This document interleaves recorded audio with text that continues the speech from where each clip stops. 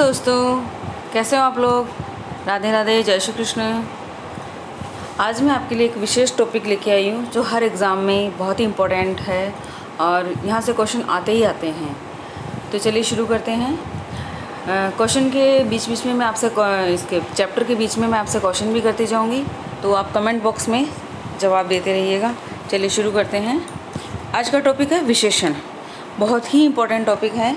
सबसे पहले हम इस शब्द की उत्पत्ति के बारे में चर्चा करेंगे। जैसा कि मैंने कहा, और ये मैं हर बार कहती हूँ आपसे कि किसी भी टॉपिक को पढ़ने से पहले हमें ये पता होना चाहिए कि हम इस टॉपिक को क्यों पढ़ रहे हैं, क्या विशेषता है इसमें, क्या खास बात है, और एग्जामिनर हमसे इसमें क्या पूछना चाह रहा है। तो विशेषण संज्ञा सर्वनाम की जो विशेषता बताते हैं, ठीक है, उन्हें हम विशेषण कहते हैं। और कुछ खास शब्द होते हैं जो संज्ञा सर्वनाम के साथ जुड़े रहते हैं।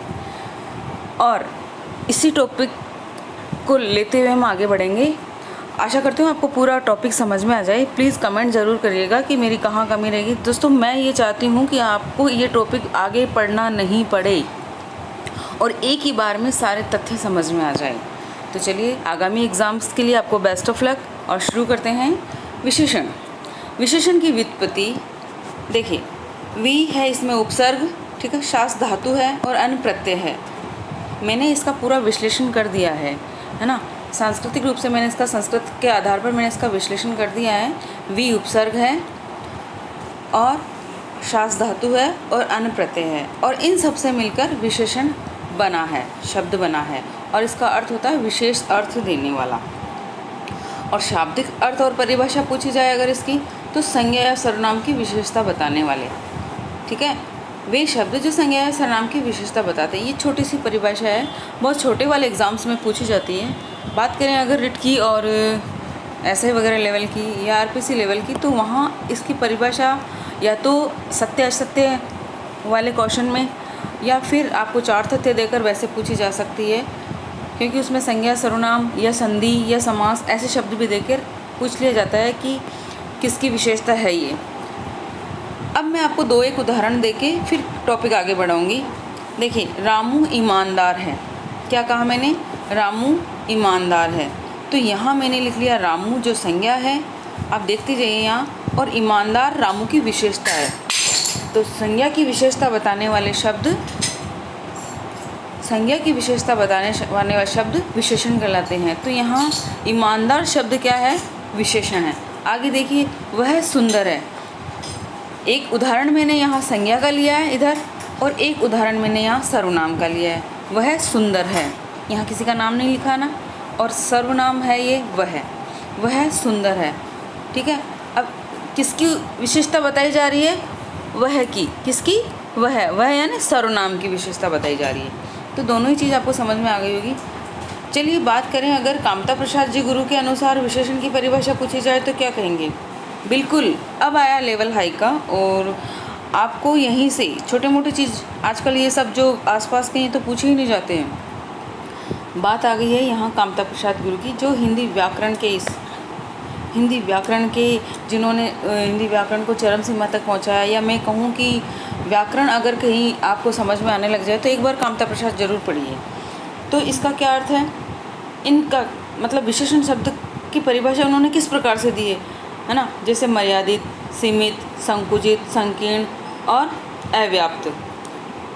ये जो शब्द है ना, अगर इस शब्द के साथ में जोड़ दिया जाए कि ये शब्द किसके लिए है, तो ये शब्द विशेषण के लिए ही हैं। जैसे अब देखना, यहाँ पे मैंने बिल्कुल यहाँ लिखा सफ़ेद गाय, तो बिल्कुल सीमित अर्थ है ना, सीमित है ये, और बिल्कुल मर्यादित है। सफ़ेद गाय, बिल्कुल गाय, जब हम गाय का नाम या हम सुनते हैं, या गाय हमारे सामने आ जाती है, या हम किसी के मुख से सुनते भी हैं, तो बिल्कुल गाय का कलर है या जो कुछ भी हमारे सामने आ जाएगा, बिल्कुल। अगर उसी की जगह अगर सफ़ेद कोई और चीज़ आ जाएगी तो हम उसे और दूसरी संज्ञा के नाम से भी कहेंगे। जैसे सफ़ेद कुत्ता है, यहाँ मैं गाय का उदाहरण सिर्फ इसलिए लिया है, यहाँ चाहूँ तो मैं और भी शब्द रख सकती हूँ, है ना। बहुत सारी चीज़ें होती हैं। सफ़ेद ही क्यों कहा, मैं लाल गाय भी ले सकती हूँ, मैं काली गाय भी ले सकती हूँ, मैं पीली गाय भी ले सकती हूँ, कुछ भी ले सकती हूँ मैं। पर मैं यहाँ ऊपर ये कामता प्रसाद जी गुरु जी की ये जो 4-5 शब्द दिए ना, मर्यादित, ठीक है, देखा होगा आपने कई पोस्टर में ज़्यादातर सफ़ेद गाय आती है, आती है कि नहीं आती है? क्यों आती है? वहाँ काली गाय क्यों नहीं आती है? बिल्कुल मर्यादित, बिल्कुल। अच्छा, अगर मैं यहाँ बात करूँ, जहाँ मैंने बात की अगर मर्यादा वाली, तो मैं ये कह सकती हूँ कि राम वन में जींस में गए। क्या हो सकता है क्या ये? नहीं, राम तो भगवा कपड़ों में गए थे ना, उनको वनवास भगवा कपड़ों में मिला था। अगर मैं यहाँ बात करूँ कि राम और सीता वन में पाश्चात्य शैली के कपड़े पहनते हुए या पाश्चात्य ढंग से विचरण करें, तो ये भी गलत होगा। नहीं साहब, अगर बात मर्यादित की आई है तो राम और सीता अपने सारे गहनों को त्याग कर, अपने सारे सुख सुविधाओं को त्याग कर वो लोक हितार्थ वन में गए थे। सेकंड बात कहें यहाँ इतिहास की पुस्तक। इतिहास की पुस्तक है, जैसे कुछ भी है, कोई भी चीज़ है, इतिहास की पुस्तक है, किसी भी संकुचित अर्थ है इतिहास की पुस्तक, ठीक है ना, और सारी की सारी चीज़ उसी में व्याप्त हो जाती है। अब मैं यहाँ बात करूँ आगे टॉपिक को लेते हुए, यहाँ तक क्लियर है दोस्तों? समझ में आ गया होगा कि मर्यादित क्या है, सीमित क्या है, संकुचित क्या है, संकीर्ण क्या है, अव्याप्त क्या है। आगे और इसके उदाहरण देती जाऊँगी और इन शब्दों को आप थोड़ा सा ध्यान में रखिए। वीडियो लंबा ना हो इसलिए मैं आपसे एक रिक्वेस्ट करती हूँ कि मैं अभी लाइव नहीं ले पा रही हूँ, और कुछ एक मेरे मित्रों ने कमेंट किया कि मैम आप शुद्ध अशुद्ध वाक्य भी करवाए, तो जल्दी मैं वो वाला वीडियो भी आपके लिए लाऊंगी। लेकिन प्लीज़ मेरी एक रिक्वेस्ट है आपके साथ में कि पढ़ाई से रिलेटेड क्वेश्चन ही करे, ना मैं आपके फ़ोन उठा पाऊँगी और ना मैं आपका फ़ोन उठा के अब जाओ। हाँ, मैं आपको आपके कमेंट में आपकी ज़रूरत है, तो कुछ भी आपको पूछना हो तो प्लीज़ नीचे कमेंट बॉक्स में लिखिए, क्योंकि अनर्गल बातों के लिए या किसके लिए ये चैनल नहीं बना है, आप समझ रहे हैं, ये आपके हितार्थ बना है। मेरा इसमें कोई भी स्वार्थ या कोई भी लाभ नहीं है, सिर्फ आपको मैटर समझ में आ जाए और आप अपने जिस उद्देश्य को लेकर पढ़ रहे हैं, आगे बढ़ रहे हैं, उसमें आप सफल हो। और मैं ये चाहती हूँ आप दिल से सफल हो, और जिस दिन आप सफल हो जाएंगे ना, आप वाकई में कहेंगे कि नहीं हाँ मैम आप उस दिन सही कह रहे थे। यहाँ हम किसी की पर्सनल लाइफ में इंटरफेयर नहीं करेंगे। कई दोस्तों के कमेंट्स आते हैं मेरे पास, मैम आपकी एज क्या है, आपके परिवार में क्या है, आप क्या है, या आप क्या कर रहे हैं, आपको क्या मतलब इससे? आप अपना पढ़िए ना भाई, आप अपना पढ़िए और आप अपना ज्ञान लीजिए यहाँ से, ठीक है ना। जानने को तो बहुत कुछ है, जब आप कुछ किसी दिन बन जाएंगे और सामने आएंगे तो मैं सब कुछ बताऊंगी आपको। तो चलिए अब हम पढ़ते हैं विशेषण के भेद, विशेषण के रूप, विशेषण की अवस्थाएं। देखिए मैं हमेशा से एक पूरा का पूरा एक तरह से डायग्राम बना के पढ़ती हूँ कि हम आगे क्या क्या पढ़ने वाले हैं। हम इसके बाद में विशेषण के भेद पढ़ेंगे, विशेषण के रूप पढ़ेंगे और विशेषण की अवस्थाएं पढ़ेंगे, तब जाके हमारा विशेषण जो ये टॉपिक है ये कंप्लीट होगा। हो सकता है इसके 2 वीडियो भी आ जाए, 3 भी आ जाए, लेकिन आपको जानकारी पूरी मिलेगी। अब देखिए विशेषण के भेद। विशेषण के भेद अगर सामान्य रूप से पूछे जाए, ठीक है, क्योंकि देखो 4 भी होते हैं, ऑप्शन में 5 भी आएगा, 4 भी आएगा, तो एक बार हम जान लेते हैं कि हमें कितने करने हैं। देखिए विशेषण एक होता है गुणवाचक विशेषण, और गुणवाचक के भी हम इतने सारे भेद पढ़ने वाले हैं, 10-11 भेद पढ़ने वाले हैं। गुणबोधक, दोष बोधक, स्पर्श बोधक, स्वाद बोधक, गंध बोधक, काल बोधक, दिशा बोधक, दशा बोधक, आकार बोधक, आकृति बोधक, अवस्था बोधक, ठीक है। सेकंड है संख्यावाचक। संख्यावाचक विशेषण के हम 2 भेद पढ़ेंगे, एक निश्चित संख्यावाचक और एक अनिश्चित संख्यावाचक। समझ रहे हैं ना? निश्चित यानी बिल्कुल डेफिनेट और इनडेफिनेट, ठीक है, पूर्ण। अब इसमें भी हम निश्चित वाचक संख्यावाचक में भी हम 2 भेद पढ़ेंगे, पूर्ण निश्चित में और अपूर्ण निश्चित वाचक। अब अपूर्ण का तो कुछ है नहीं, तो केवल हम निश्चित वाचक में ही जो पूर्ण है, बिल्कुल पूरी है, जैसे अब इसके भी हम 7 भेद पढ़ेंगे। ये पूछा जाएगा भाई, मेरे इतनी रामायण यहाँ मैं इसीलिए नहीं गा रही हूँ कि मुझे यहाँ समय लेना है, कुछ लेना है, मुझे ज्ञान देना है, मुझे आपको बताना है ये कि इतनी सारा ये बिल्कुल पूछा जाता है और पूछा गया है।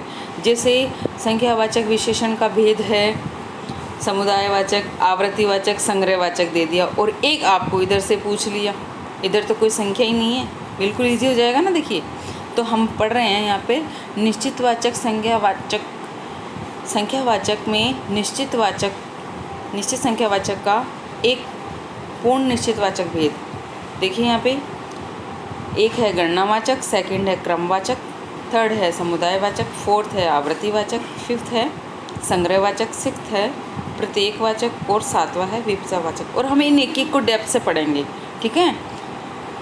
अब अपूर्ण निश्चित संख्यावाचक में कुछ है नहीं, आगे बढ़े हम। तीसरा भेद है परिमाणवाचक विशेषण, इसके भी हम 2 भेद पढ़ेंगे। इसके भी ऐसा विशेषण पढ़ाऊंगी मैं आपको कि आपको कहीं और से पढ़ने की ज़रूरत भी नहीं होगी और बिल्कुल एक ही बार में क्लियर हो जाएगा। बस आप थोड़ा धैर्य बनाए रखिए, बिल्कुल धैर्य बनाए रखें आप। अब यहाँ पर भी हम दो भेद पढ़ेंगे, ये भी निश्चितवाचक परिणामवाचक और अनिश्चितवाचक परिमाणवाचक, ठीक है। अब यहाँ पर देखिए निश्चित परिमाणवाचक में जैसे नापतोल वाले आ जाएंगे, ठीक है, नापतोल वाले आ जाएंगे। परिमाणवाचक में तो सारे नापतोल वाले आएंगे, तो निश्चितवाचक में कुछ ऐसी चीज़ बताऊंगी मैं आपको, और अनिश्चितवाचक में भी ऐसे बताऊंगी कि ट्रिकली बताऊंगी मैं आपको, बिल्कुल आप बिल्कुल पकड़ लेंगे, ऑप्शन सही वाला ऑप्शन पकड़ लेंगे। और यहाँ है चौथा संकेतवाचक, जिसे हम सार्वनामिक भी कहते हैं। ये भी दो प्रकार के हैं, ये कहीं नहीं पढ़े होंगे, देखो आपने, मौलिक सार्वनामिक विशेषण और यौगिक सार्वनामिक विशेषण। बिल्कुल, अब इनके इन दोनों के ही चार भेद हैं। यहाँ ये कॉमन चीज़ यहाँ ये है, विशेष ध्यान दीजिए, बहुत बारीकी से ध्यान दीजिए। यहाँ इन दोनों की विशेष बात क्या है कि ये जो मौलिक सार्वनामिक विशेषण और यौगिक सार्वनामिक विशेषण, ये दोनों ही इनके कॉमन भेद है। और कॉमन कौन कौन से प्रकार हैं इनके? चार प्रकार है। जैसे एक तो निश्चयवाचक सार्वनामिक विशेषण, एक अनिश्चयवाचक सार्वनामिक विशेषण, तीसरा है प्रश्नवाचक, चौथा है संबंधवाचक। देखिए मैंने आपको जब अविकारी शब्द पढ़ाए थे तब भी संबंध बोधक अविकारी पढ़ाए थे ना, तो मैंने कहा था कि ये रिलेशन चलता रहेगा। वैसे ही जैसे हमारी ज़िंदगी में रिलेशंस चलते ही रहते हैं, पूरी ज़िंदगी रिलेशन पर हमारी डिपेंड करती है। हम एक रिश्ता अन्य रिश्तों से जुड़ा रहता है, जैसे गुदड़ी के धागे नहीं जुड़े रहते, वैसे ही ये टॉपिक भी ऐसा ही है। ये संबंधवाचक विशेषण यहाँ भी आ गए, संबंध बोधक हमने कारकों में भी पढ़ा, हमने इस शब्द को विशेषण में भी पढ़ रहे हैं, और पीछे वाली क्लास में अविकारी पढ़ा। जिस किसी भी दोस्त ने मेरा चैनल सब्सक्राइब नहीं किया, प्लीज़ दोस्तों सब्सक्राइब कर दे। एक अंगूठा लगाने में आपका कुछ नहीं जाएगा, इतना तो मेरा हक बनता ही है, कंजूसी ना करे प्लीज़। और आपकी वीडियो देखने से, आपके लाइक से, आप जो भी कमेंट करेंगे, जैसा भी कमेंट करेंगे, बिल्कुल आपका वेलकम है। और ये मेरे ही लिए बेस्ट है, मेरे प्रोसेस आगे जो प्रोसेस इसकी कंटिन्यू उसके लिए। और मैं कुछ एक दोस्तों को थैंक यू, मैं अब किसी का नाम नहीं लूँगी, मैं कुछ एक दोस्तों को थैंक यू कहना चाहूँगी जिन्होंने मुझे प्रेरित किया कि मैम कंटिन्यू वीडियो रखिए। बहुत सारे दोस्त हैं, प्लीज़ जब मैं किसी दिन लाइव आऊँगी तो मैं सबका नाम लूँगी, हम बहुत सारे ढेर सारी बातें करेंगे। प्लीज़ आप पढ़िए, अभी आगे देखिए। एक है व्यक्तिवाचक, अब पता लगे हमने विशेषण, आप चार ही पढ़ते होंगे।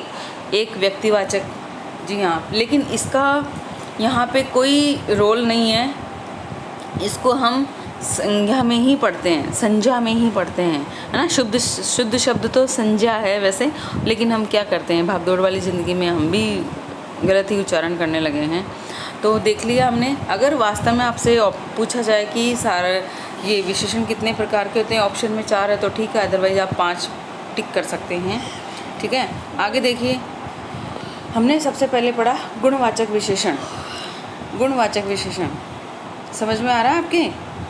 चलिए आगे बढ़ते हैं। गुणवाचक विशेषण, देखिए नाम में ही परिभाषा छिपी है। बिल्कुल हर एक इंसान का नाम होता है और उसके नाम की एक निश्चित परिभाषा होती है। बिल्कुल आपके नाम की भी परिभाषा होगी। जैसे मेरे चैनल का नाम है, आज मैं आपको अपने चैनल का नाम यहाँ लिख के दे रही हूँ, ताकि अगर मैं कभी लिंक भी नहीं दूँ आपको, तो प्लीज़ आप इस चैनल पे जाके आप जो कोई भी वीडियो देखना चाहे वो देख सकते हैं। लेकिन मेरी एक रिक्वेस्ट है कि जो मैंने पहले वीडियो जो डाले हैं उसमें बिल्कुल मैंने हल्का फुल्का, बिल्कुल बच्चों के लायक समझ में आ जाए, एक बेसिक नॉलेज दिया था। लेकिन अब जाके जो मैं वीडियो डाल रही हूँ वो मैंने अपडेट कर दिए हैं, तो आप इन पे ज़्यादा फोकस करें। हाँ, कभी आपको देखने की ज़रूरत हो, ऐसा नहीं कि वो बेकार है या उनमें कुछ लाभ नहीं है, उससे भी आपको कुछ ना कुछ फ़ायदा मिलेगा, है ना, बेस मजबूत हो जाएगा। लेकिन यहाँ जो मैं पूरा निचोड़ है जो मैं डाल रही हूँ, तो मैं आपको अपने चैनल का यहाँ नाम लिख रही हूँ। प्लीज़ आप एक बार यहाँ पे जाके देख सकते हैं। ये जी आनंद, अभी मैं बताऊँगी कि मैं यहाँ ये तारा, और यहाँ लिख देती हूँ मैं आगे नीचे STUDIES, ये मेरे चैनल का नाम है और इसकी भी एक सार्थक है। ये चैनल मेरे मम्मी और पापा के नाम से शुरू किया था, तो उनके आशीर्वाद से ही मैं आगे बढ़ रही हूँ इस पर। तो thank you Anand Tara studies channel को देखने वाले को, और आनंद तारा चैनल को भी। चलिए अब हम आगे बढ़ते हैं। गुणवाचक विशेषण, वे शब्द जो किसी, आपको सब दिख रहा होगा, देखो, वे शब्द जो किसी वस्तु के गुण, दोष, रूप, रंग, दिशा, दशा, आकार आदि की या अवस्था, स्पर्श, गंध, काल, स्वाद, आवृत्ति आदि का बोध कराते हैं, उन्हें गुणवाचक विशेषण कहते हैं। देखो, परिभाषा एक ही लाइन में आ गई। अच्छा, इनमें भी क्या है, बहुत अंतर से पूछ लिया जाएगा। या तो आपको पूछ लिया जाएगा कि गुणवाचक विशेषण निम्न शब्दों में से गुणवाचक विशेषण है, तो इन सब के नाम पता होंगे या इनके बारे में भी पता होगा, तो आप बिल्कुल आसानी से जवाब दे पाएंगे। और अगर आपको 3 इसके दे दिए और एक कोई चौथा संख्यावाचक या परिमाणवाचक विशेषण का दे दिया, तो भी आप क्लियर कर पाएंगे। देखिए, पहले है गुणवाचक, गुणबोधक। अच्छा, भला, ये शब्द अंडरलाइन करना आप लोग, बिल्कुल साहब, और बिल्कुल काम किया। ये देखिए, अच्छा, भला, सुंदर, परिश्रमी, दयालु, है ना, ईर्ष्यालु, झगड़ालू, ये दोष हैं इनके। तो क्या हम गुणों, अगर किसी में हम अवगुणों को ऐसे नहीं बोल सकते ना कि काला है, हम तो ये कहेंगे ना भाई ये इसका गुण है। हर काला व्यक्ति बुरा नहीं होता, उसमें भी कुछ अच्छाई छिपी रहती है। हर काली वस्तु कोयला नहीं होती है ना। तो ये गुण दोष है इनके। दोषबोधक में जैसे अब यहाँ ये मैंने यहाँ पे अंडरलाइन क्यों करें, क्योंकि देखिए ईर्ष्यालु और झगड़ालू ये दोष है, यहाँ पे ये दोष है। अब दोषबोधक में अलग से लिखे मैंने, ये देखिए, कंजूस, बेईमान, बुरा और आलसी, दोष ऐसे हैं। लेकिन अगर कोई झगड़ालू इंसान है और झगड़ा करने के बाद में वो शांत हो जाता है और उसके बाद में वो कोई कार्य करता है, या उसके जो और दूसरे भी गुण है ना, वो उस झगड़े वाले दोष को दबा देंगे, तो झगड़ा वाला जो उसका जो दोष है वो गौण हो जाएगा, और जो उसका मुख्य दोष है वो उसके सामने आएगा। यानी वो मेहनती है, या तो वो मेहनती है, वो परिश्रमी है, लेकिन वो झगड़ा भी करता है। समझ रहे हैं मेरी बात को आप? वो मेहनती है, वो परिश्रमी है, वो बहुत कर्तव्यनिष्ठ आदमी है, पर वो उसको गुस्सा आ जाता है तो झगड़ा भी कर लेता है। तो झगड़े वाली जो उसका गुण है वो गौण हो जाएगा उसका, वहाँ पे वो उसका दोष कहलाएगा। लेकिन इतने सारे गुणों के होते हुए भी अगर उसमें एक अवगुण है, एक दोष है, तो वो गुण है। क्लियर? बात करें आगे हम स्पर्श बोधक की, तो गर्म ठंडा किसी चीज़ को स्पर्श करते हैं। वाक्य में आप जब भी ऐसा क्वेश्चन आ जाए तो आप वाक्य में प्रयोग करके उसको देखिए कि हाँ, बर्फ़ ठंडा है, अरे भाई बर्फ़ होता ही ठंडा है, ये उसकी विशेषता है। चाय क्या होती है, गर्म है ना। अब वो ठंडी हो जाती है, अगर बना के आप पी रखी हुई है, वो पियोगी नहीं तो ठंडी होगी। तो मैंने ठंडी चाय पी, तो चाय की विशेषता क्या हो गई, ठंडी। वैसे तो चाय गर्म ही पी जाती है। आगे देखिए, मैं सिर्फ आपको यहाँ पे ये शब्द बताना चाह रही हूँ कि ये शब्द किन किन में आते हैं। जैसे स्पर्श बोधक में ठंडा है, हमें किसी चीज़ को छूते हैं तो हमें गर्म, ठंडे का, कोमल का, चिकने का, खुरदरे का, मुलायम का, ऐसा आभास होता है कि नहीं होता है ना। जैसे मखमली गद्दा है, ठीक है, मखमल एहसास हो रहा है ना, छूते ही एहसास होता है जिन्हें, और इनको तो छूने पर ही एहसास होगा, लेकिन जब आप इनका प्रैक्टिकली यूज़ करेंगे तब ज़्यादा एहसास होगा। आगे देखिए, गम्य बोधक, बिल्कुल खुशबूदार, गंधबोधक, खुशबूदार, हवादार, बदबूदार, दुर्गंधित, सुगंधित, है ना। और सुनिए, ये जो है ना, ये सुगंधित और ये खुशबूदार, ये क्या गंधबोधक है। अच्छा, जब ये किसी क्रिया के साथ आ जाएंगे तो इन्हें हम क्रियावाचक विशेषण भी कह सकते हैं। कालबोधक, ये सारे के सारे ऐसे ही है। कालबोधक, जैसे नया है ना, नया मकान कब बना है, अभी अभी बना है। मेरे चाचा की अभी अभी नया मकान बना है।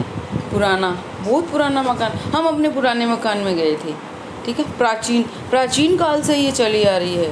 अप्राचीन, नूतन, नवीन, पुरातन, तो ये सब ये क्रिया विशेषण में भी तो पढ़े थे हमने। तो मैंने यहाँ हल्का सा हिंट दिया है आपको, देखो क्रिया विशेषण लिख रखा है मैंने यहाँ पे, क्लियर। अब जैसे नवीन है, नया है, तो देखिए यहाँ पे नवीन क्या है, नया तो तद्भव, और नवीन क्या है, तत्सम है। बिल्कुल एक ही शब्द को आप तोड़ मरोड़ के पढ़ेंगे तो आपकी होती जाएगी, और शुद्ध अशुद्ध वाले टॉपिक भी क्लियर हो जाएगा, आपके पर्यायवाची भी क्लियर हो जाएंगे, आपके विलोम शब्द है, युग्म शब्द है, सारे क्लियर हो जाएंगे। अब देखिए ये क्या लिख रहा है कि दिशा बोधक, उत्तरी, पूर्वी, दक्षिणी, है ना, भारत तो एक है, लेकिन भारत में 4 दिशाएं हैं। अच्छा, उन 4 दिशाओं में भी और 4 अलग अलग से, जैसे उत्तर पूर्व को क्या कहेंगे? उत्तर पूर्व, बिल्कुल। उत्तर पूर्व को क्या कहेंगे? ईशान। दक्षिण, है ना, और दक्षिण पूर्व को अलग कहेंगे। दक्षिण पूर्व जैसे वायव्य है, ईशान है, नैऋत्य है ना, आग्नेय है, बिल्कुल। जैसे ये दिशा हो गई। अब आपको मैं यहाँ थोड़ा सा बताना चाहूँगी, वैसे तो आप बहुत ज्ञानी है साहब, थोड़ा सा बताना चाहूँगी। जैसे ये मैं इसको ऐसे पढ़ती हूँ। जैसे अब ये कौन सी हो गई? ये कौन सी हो गई? अब दशो दिशाएं बोलते हैं ना अपन, यहाँ तो 8 दिशाएं, पहले तो ये 4 हो गई, 1 2 3 4, उत्तर, है ना, पूर्व और दक्षिण और पश्चिम, ठीक है। यहाँ कहूँगी तो उत्तर पूर्व होगा, यहाँ कहूँगी तो दक्षिण पूर्व होगा। ये आ गया आपका, ये क्या आ गया? ये आ गया दक्षिणी पश्चिमी हो गया ये, और ये आ गया उत्तर पश्चिम, चारों आ गए ना। अब मैं यहाँ, ये देखिए, वी से वायव्य, ई से ईशान, एन से नैऋत्य और ए से आग्नेय। ये इनके बीच की ये जो दिशा है ना, तो यहाँ देखिए आप, उत्तर पूर्व वाली ईशान, है ना, दक्षिण पूर्व वाली दक्षिण पूर्व आग्नेय, और ये उत्तर पश्चिम वाली, ये वाली उत्तर पश्चिम, और ये दक्षिणी पश्चिमी, ये होगी नैऋत्य, और ये उत्तर पश्चिम वाली वायव्य। बिल्कुल, ये ऐसा ही डायग्राम बना के आप रख ले, बहुत बार पूछा जाता है। वी ना 2 बार पढ़िए, याद हो जाएगा।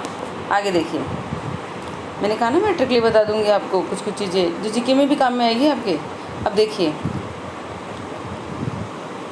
स्वादबोधक, बिल्कुल, किसी चीज़ को खट्टा, मीठा, तीखा, तिक्त, है ना, ये भी मैंने तद्भव और तत्सम लिखे हैं। देखिए, खारा, बताइए मुझे इसमें तद्भव कौन सा है? इस तिक्त और तीखा, ये दोनों में से तद्भव तत्सम आप नीचे लिख के बताएंगे मुझे।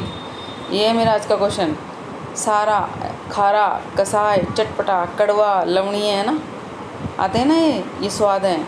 आगे देखिए, आकार बोधक, छोटा, बड़ा, लंबा, ठिगना, विशाल, विस्तृत, नुकीला, सुडोल, समान, बिल्कुल। आगे देखिए, आकृति बोधक। अब यहाँ देखिए, इन दोनों में आप थोड़ा सा माइनर सा फ़र्क देखेंगे कि क्या है। ये जो दोनों हैं, आकार बोधक और आकृति बोधक, देखिए इनमें अंतर क्या है। आकार में तो ये छोटा, बड़ा, लंबा, ये सारे मैंने बता दिए आपको। डिज़ाइन, जो जिन शब्दों की डिज़ाइन होती है ना, जैसे बेलनाकार, है ना, हमारी जो आकृतियाँ होती है, जो हम रेखागणितीय आकृति पढ़ती हैं, वो होती है आकृति बोधक। बेलनाकार, आयताकार, त्रिभुजाकार, ये सारी की सारी डिज़ाइन है। बिल्कुल, ये माइनर सा अंतर है और आपको पता भी नहीं चलेगा। ये देखिए, सारी की चौकोर, गोलाकार, आयताकार, वृत्ताकार, है ना, ये सारी की सारी अष्टभुजा, षष्ठ, ये सारी की सारी आकृति है। नेक्स्ट है अवस्था बोधक। इसमें देखिए, तरल, गैसीय, ठोस, सारी आ जाएगी इसमें। अवस्था, सारी की सारी आ जाएगी अवस्था। वृद्ध, बालक, देखिए ये सारे के सारे जातिवाचक संज्ञा, है ना। अगर अकेले आएंगे तो क्या आएंगे? जातिवाचक संज्ञा, और किसी वाक्य में आएंगे तो ये विशेषण बन जाएंगे। समझ रहे हैं मेरी बात? मैंने संज्ञा टॉपिक आपको पढ़ाया नहीं है। अच्छा, अब एक बात, यहाँ जब टॉपिक की बात ही आ गई तो मैं बताऊँगा आपको। ये विकारी शब्द पढ़ रहे हैं हम, संज्ञा, सर्वनाम, विशेषण और क्रिया, ठीक है। उस विकारी शब्द का ये, अगर मेरा एक क्वेश्चन ये रहे आपसे कि क्या विशेषण विकारी शब्द है? बिल्कुल है साहब। विकारी शब्द कौन कौन से हैं? संज्ञा, सर्वनाम, विशेषण, क्रिया। तो आज उन 4 में से हमने एक कर लिया है, विशेषण। आगे आपकी जो भी रिक्वायरमेंट रहेगी आप मुझे कमेंट बॉक्स में डालें कि आपको तीनों विकारी शब्द भी पढ़ने हैं, तो मैं ज़रूर पढ़ाऊँगी। अगर ये अकेले आएँ, क्या, जैसे वृद्ध है, बालक है, केवल दे दें शब्द में तो ये जातिवाचक संज्ञा आएंगे, और किसी वाक्य में दे देंगे तो ये विशेषण का बोध कराएंगे। क्लियर? आगे देखिए, सर्वनाम की विशेषता बताने पर अवस्थावाचक विशेषण होंगे ये। क्लियर? जब किसी वाक्य में आ जाएंगे और वहाँ ये सर्वनाम की विशेषता बताएंगे तब विशेषण हो जाएंगे। किसकी विशेषता बताएंगी? सर्वनाम की, कि वह है ना, उसका चाचा वृद्ध है, उसका, वह है ना, मेरे पिता वृद्ध हैं, तो ये सर्वनाम की विशेषता बताएंगे। बिल्कुल, ये माइनर से माइनर चीज़ें बताने के लिए ही मैं आपको ये बार बार समझा रही हूँ। देखिए, अगर सर्वनाम की विशेषता बताएंगे तो ये क्या आएंगे, जातिवाचक। अकेले होने पर तो ये जातिवाचक हो जाएंगे, लेकिन सर्वनाम की विशेषता बताएंगे तो ये अवस्थावाचक विशेषण हो जाएंगे। और अवस्थावाचक विशेषण किसका है, ये गुणवाचक का ही एक भेद है। आप यहाँ देखिए ना, अमीर गरीब अकेले होने पर तो जातिवाचक होंगे, लेकिन यह सर्वनाम के साथ आएंगे तो ये दशाबोधक हो जाएंगे। बिल्कुल साहब, यही चीज़ बताने के लिए ही मैंने ये सारे लिखे थे। मैंने कहा था ना आपको, मैं ट्रिकली भी बताऊंगी आपको, बिल्कुल। अब देखिए, ये संज्ञा सर्वनाम के साथ होने पर विशेषण होंगे। वह गरीब है, ठीक है, वह गरीब है, राम अमीर है। राम तो क्या हो गया, राम क्या हो गया, संज्ञा। वह क्या हो गया, गरीब। बिल्कुल देखो, मैंने माइनर सा भेद बताया। मैंने क्या लिखा यहाँ, संज्ञा या सर्वनाम के साथ होने पर विशेषण होंगे, क्लियर। और अकेले होने पर क्या होगा, जातिवाचक संज्ञा होंगे ये। आगे देखिए, एक चीज़ और लिखी मैंने, गुणवाचक विशेषण के साथ हीनता के अर्थ में सा प्रत्यय, जैसे बड़ा सा पेड़, ऊंची सी दीवार, है ना।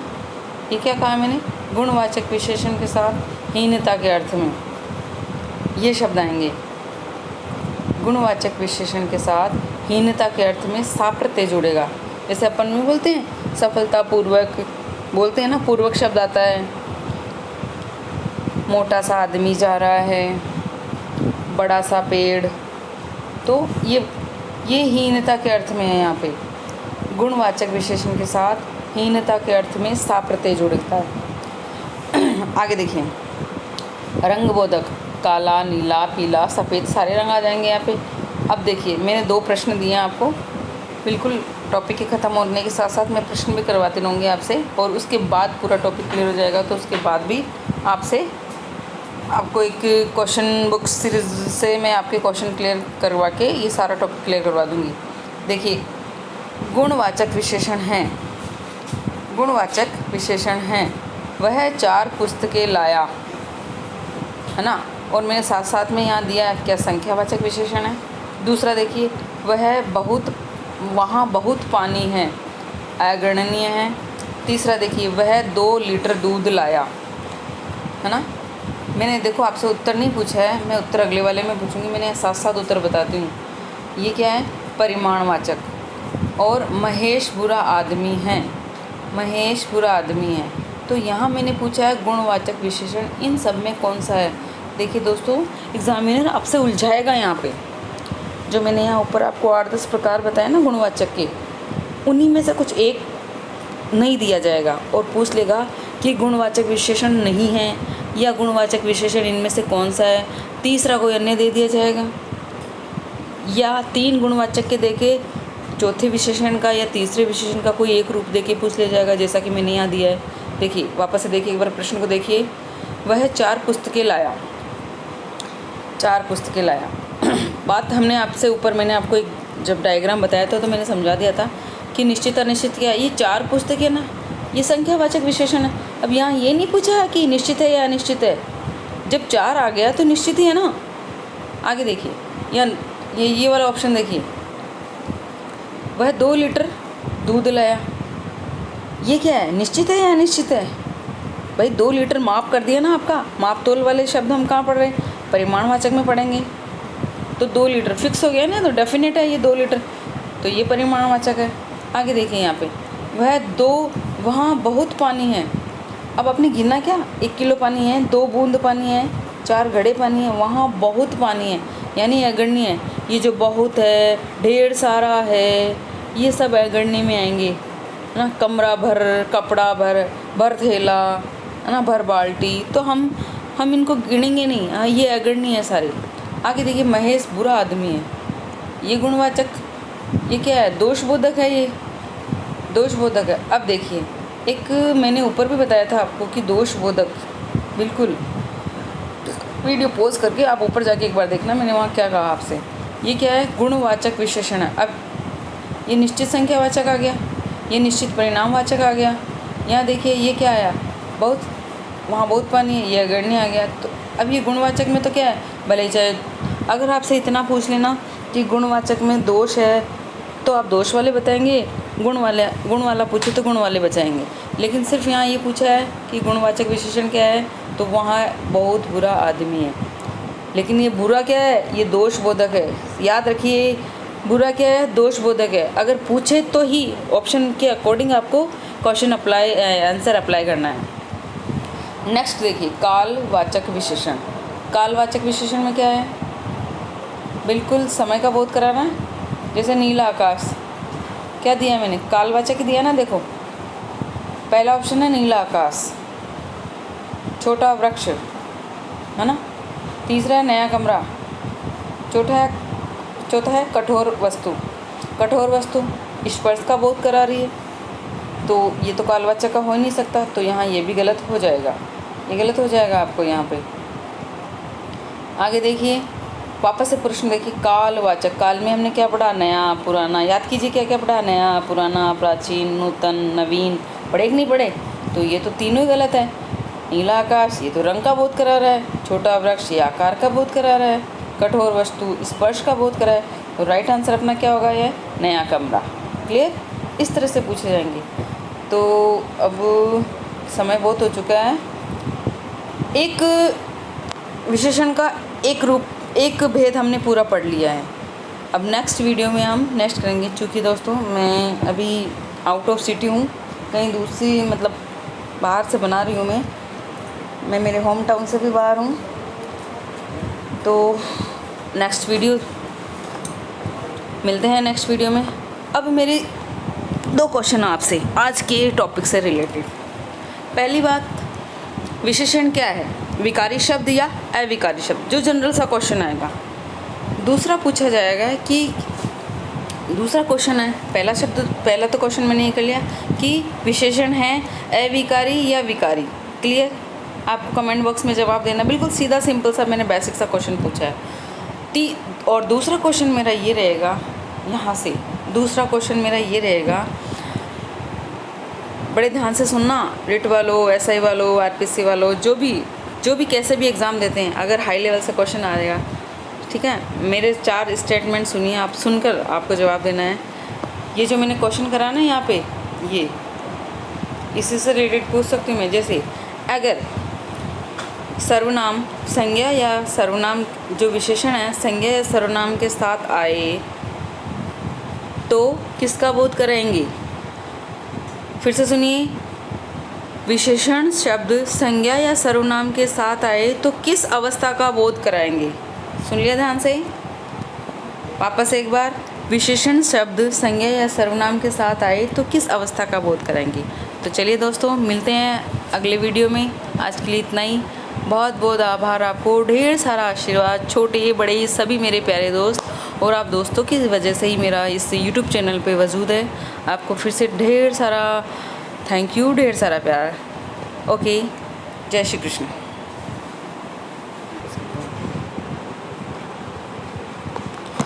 और देखिए, आज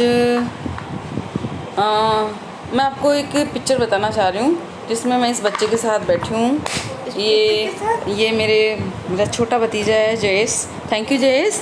आज थैंक यू जयेश, आपके साथ मैं ये वीडियो बना रही हूँ। मैं मेरे जयेश का फ़ोटो दिखा दूँ आपको। ये रहा मेरा Jayesh. Thank you Jayesh. Thank you बुआ। Thank you Jayesh. आप जब तक मैं वीडियो बनाती रही, आप मेरे साथ बैठे रहे। Thank you Jayesh, thank you, best of luck. Thank you okay.